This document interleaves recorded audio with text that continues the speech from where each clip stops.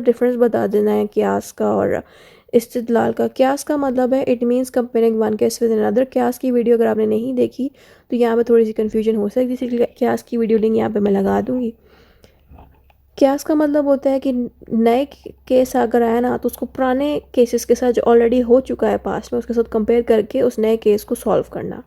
इस्तिदलाल क्या करता है, it means finding any kind of proof और रीज़न, यानी कि अगर कोई केस आया है तो उसको सॉल्व करने के लिए एक नई चीज़ डिस्कवर करनी चाहिए या रीज़न ढूंढना चाहिए कि ये केस क्यों अराइज़ हुआ और क्या ये केस हम किसी और केस के साथ जोड़ सकते हैं। अगर जोड़ते भी हैं तो किस वजह से जोड़ें, क्या रीज़न है।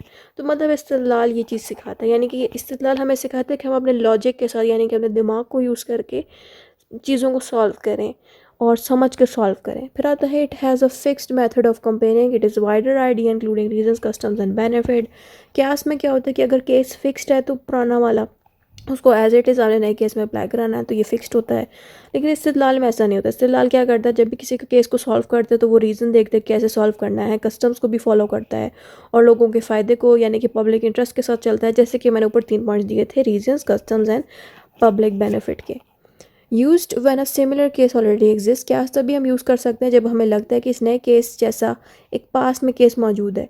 जब हमें लगे कि पास में मौजूद है तभी हम क्यास को यूज़ कर सकते हैं। इस्तिदलाल में क्या होता है, used when there is no similar case, इस्तिदलाल सिर्फ तभी यूज़ होगा जब कोई एक जैसा केस मौजूद ना हो। कंक्लूजन में जो भी ऊपर पढ़ा है वो शॉर्ट करके हमने बता देना है।